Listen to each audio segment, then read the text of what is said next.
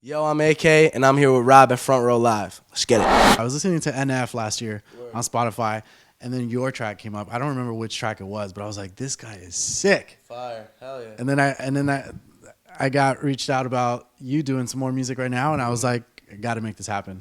AK, what's up, dude? Thanks for hanging out with me. Oh, am I allowed to curse on here? You can do whatever you want, man. Fuck yeah. All right, we're lit. My bad, I wasn't sure. I always have to ask. No, I appreciate you asking. Talk to me about the thing that got my attention about you was your delivery and your flow. Word. Like, how did you learn to do that? Because I don't think you're born knowing that you can do that. Nah, well, I mean, it all started, my brother and his homies used to make music with his friends, and I remember I was in middle school, and he was a senior, and he was like, he never took it serious with his friends, like, they did it for fun, but I always thought the idea of that was like, that's fucking lit, like, you're making music. So I remember asking him, like, yo, like, let me hop on a song with you guys, like, I'm trying to be part of your guys' like rap crew or whatever the fuck. And then, but I was like the annoying little brother, so he was like, nah, like, you got to prove yourself first type shit. And I was like, fuck, all right. But then he left to go visit his friend, Alex, in Rhode Island. He was in college. And he left the microphone and the laptop that all of them did music on in his bedroom. So I snatched it. That was a mistake. Yeah, I snatched that shit. I took it into my room. I forget what it was. I think it was Ill Mind of Hops and Five. I remixed it.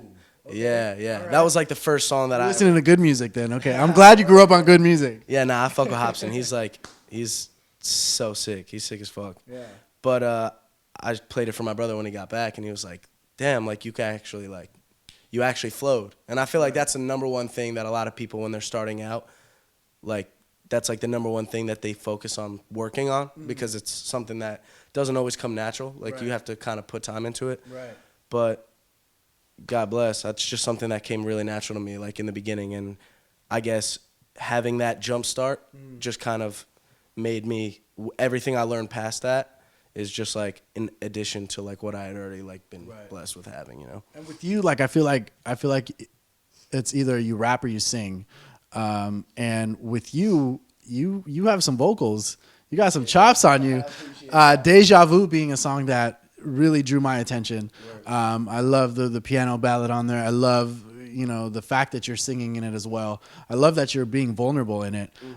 But, tell me about the balance of doing, a rap flow and then doing a little bit of singing on the side as well. Yeah. Well, I kind of like, it's kind of hard to explain. Like, when I'm making a song, my thing isn't like, I don't try to make a song that sounds a certain way. I kind of just like, hip hop is like foundation of like what I make music from. Right. And I grew up listening to a lot of like calm rap. I think that's what it was called back then, like Akon, T-Pain and shit like that. Akon was like my fucking savior, bro. Yeah. Like, I loved Akon when I was a kid. But I guess it's more of just, for me, it's not like I'm trying to fill a box. I kind of like, my music is just super feelings driven. Right. And whatever I'm feeling in that moment will most likely be the energy of the song. And yeah, I was just in my bag. I was just in my feels. And I just like, I was like, fuck. It was me and Bruce Wigner. And it was the first. You were going to say Bruce Wayne. I was like, man. Nah, Bruce Wigner. Shout out Bruce. But wow. I think that's the first song that I did in LA, like officially under management. Wow. Okay. Yeah. And I did that. Damn. Last year or the year before. But yeah, that was like one of like the super early on songs that we did. Yeah. And from the jump, I was like, yo, that shit is, that's one that's gonna go. Right. Like, well, it makes me feel like that's like the early brother or the younger brother or older brother of your upcoming song Broken. I feel like they kind of go hand in hand in a sense. Once again, it's a piano ballad. Once again, you're opening up. Once again, you're singing. Do they have anything to do with each other? I mean, definitely it's the same situation. That situation really did fuck me up. It was like the first time I thought I felt love, you know what I'm saying? But it was just such a one-sided like relationship that I was in, and I was giving so much. And like in looking back, it's like I had no reason to give as much as I did. she had more of the reason to like give to me, and I never really got anything, and I never looked for it. But I guess I was just so blinded by all like the sneaky shit that was going on because I was just infatuated with this girl. But yeah, nah, it did fuck me up though once like shit hit the fan and I found out everything. But yeah, It helped you create a great track, though. yeah, that's why I'm chilling. And honestly, in the back of my mind while I was going through this, I like knew if I like really like stuck it out and like got like hurt for real, I was gonna make some bangers. So Album drop and everything. yeah. So tell me about working with Bruce. Like, how did he kind of challenge you in the studio, especially creating a song that you opened up so much in? Well, shout out to Bruce because that was actually something that I was nervous about because that was the first time I've ever like been in the same room creating with somebody else like on the same song. Cause he like helped write some of the shit like for like the hook. We bounced the melodies back and forth, but that I was nervous because I was afraid that I was like not gonna have enough of my voice in the song. But he was super like, yo, you do your thing, I'll do the beat. You let me know what you're liking while I'm working on it, and then I kind of was just in my zone on my phone because that's where I write everything. But I was in my zone on my phone, and then I showed him the verses that I had. He really liked them, and then that's when we started on the hook. And I remember he kind of was just freestyling on the piano, and then I did the and then that's when we were like, yo, we gotta like put a pre to that and like run with that, because that's like at the shows, that's like the part everybody like loves, swaying their arms back and forth with me and shit. That's like the number one part that everybody's like singing with me on. So yeah, that's a super strong song live too. Do you see yourself playing, or do you play the piano live at all? Live, no, but that's something I really, really want to do. I just actually, the tour I just got off of, I was thinking about like how dope it would be to like bring a piano out and perform a song like that, because I do know like the chord progression of it. So like even if I just like started the song out playing like a ballad version, and then like when the verse hit, that's when like everything came in. Someone sneak out from the back and finish it. That would be fire as fuck. That would be sick.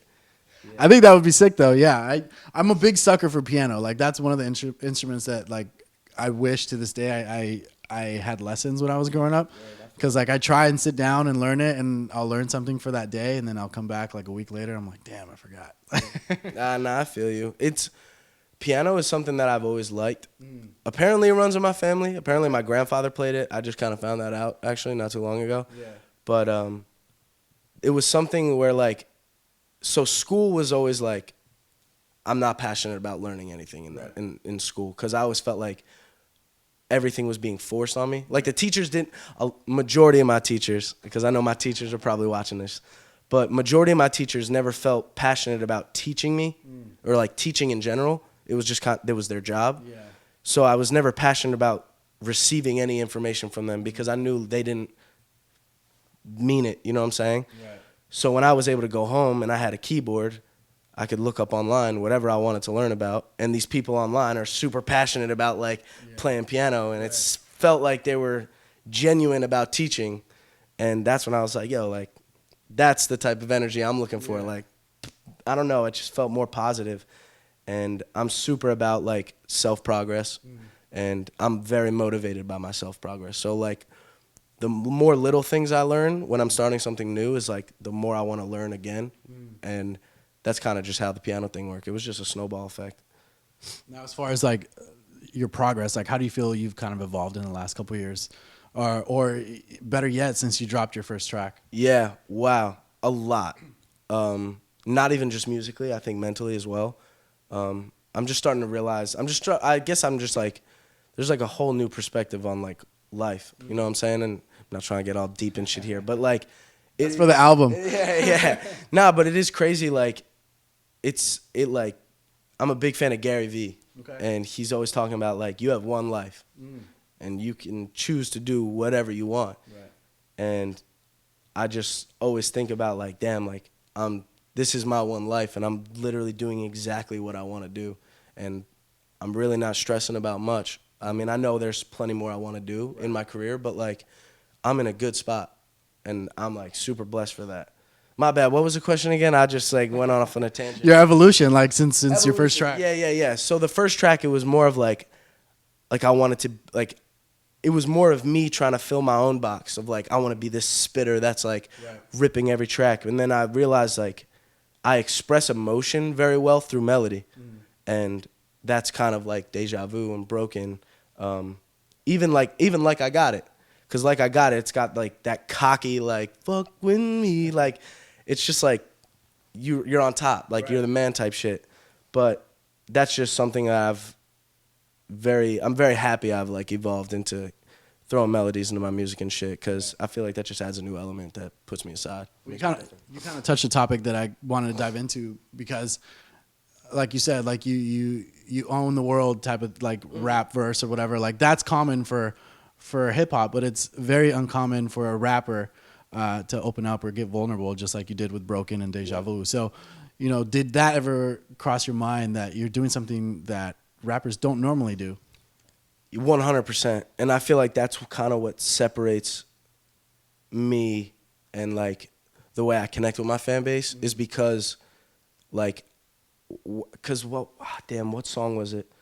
It was one of my remixes I did a really long time ago. And I remember it was very vulnerable. Yeah. And a lot of people really liked it. And that's like a song that people still come up to me and like, yo, like that's a song that like I really connected with. And like, that's when I was like, I should continuously be like, I should be mindful of like these people are feeling the same things I'm feeling, or I'm feeling the same things they're feeling. Like all I have to do is just talk about it. And it'll help them, it'll help me because I'm getting it off my chest and they're realizing that they're not the only ones like going through something like that too. So I don't know, I feel like it's good to be vulnerable sometimes. Right. Now there's a track that I'm gonna butcher the name because I can't remember it entirely. Now I'm Forever. Now I'm Forever, that's exactly. Okay, so that track you kind of touched on how music saved your life before you ended it, or something along those lines. Is that something that came across like your mind at one point? And you know what kind of led to that?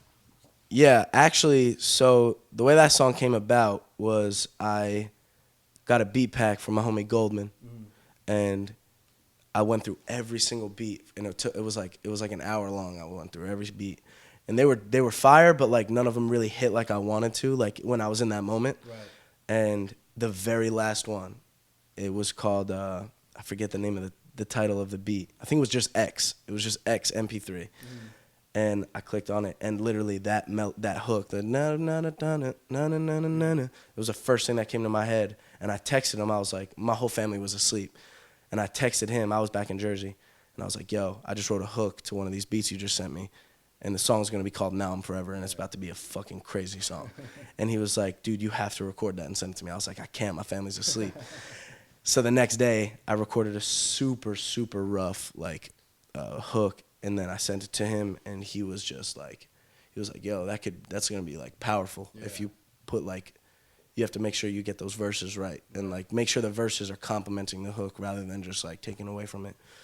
And that's when I was just like, yo, I gotta just be vulnerable with it and just like exactly how I feel, and that's exactly what I did.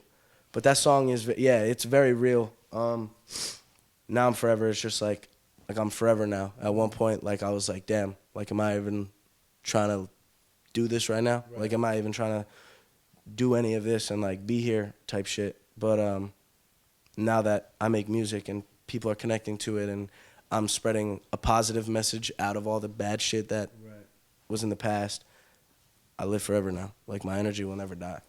That's sick. I mean, that was super powerful. That one I had to put on replay. I was like, did he really just say that right now? Like that, I love that. And it just the flow and the delivery like was just perfect with the type of lyrics that you had on it. Appreciate that. Hell yeah.